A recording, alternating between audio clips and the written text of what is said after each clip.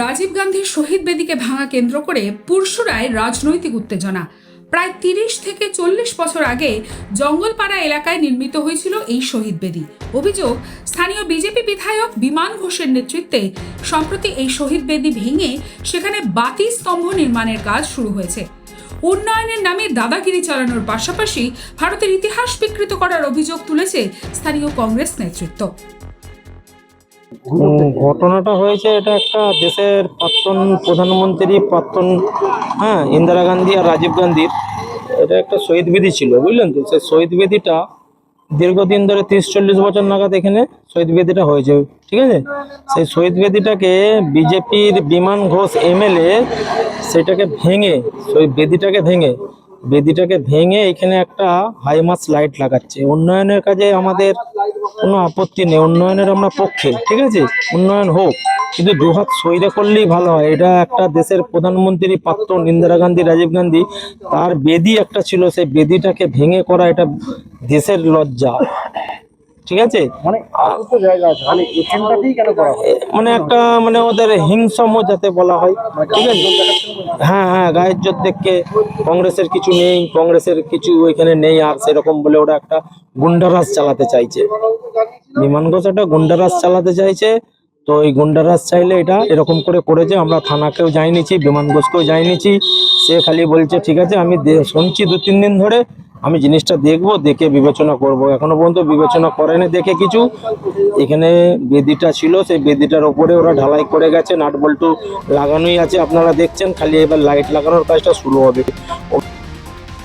ঘটনার জেরে পুরশুরা থানায় লিখিত অভিযোগ করা হলেও এখনো পর্যন্ত কোনো ব্যবস্থা হয়নি বলে জানায় কংগ্রেস। এর প্রতিবাদে আরামবাগ কলকাতা রাজ্য সড়ক অবরোধ করে বিক্ষোভ দেখানো হয়। অবিলম্বে ব্যবস্থা না নিলে আদালতের দ্বারস্থ হওয়ার হুঁশিয়ারি দিয়েছে কংগ্রেস। আমাদের শহীদ বেদি ছিল ইন্দিরা গান্ধী আর রাজীব গান্ধীর। এই শহীদ বেদিকে বিমান ঘোষ উন্নয়নের নাম করে হাইমাস লাইট লাগাবে বলে এই শহীদ বেদিকে ভেঙেছে।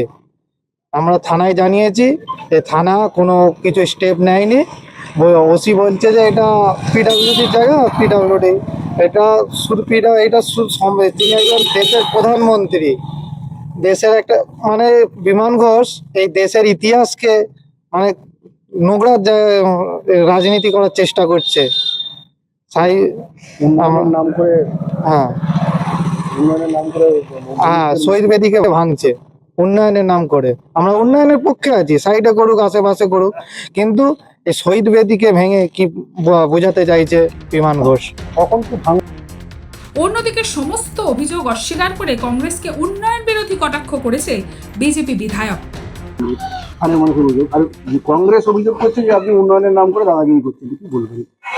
উন্নয়নের নামে দাদাগিরি হয় না, ওটা শহীদ বেদির পাশে করা হয়েছে। আতঙ্কে ভুগছে যে শহীদ বেদিটা আছে, যদি পরবর্তী ক্ষেত্রে করতে হয়।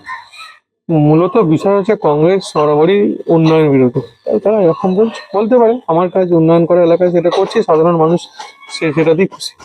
আপনার কাছে ওরা দাবিও জানিয়েছে বললেন, লিখিত এরকম কি করেছিলেন?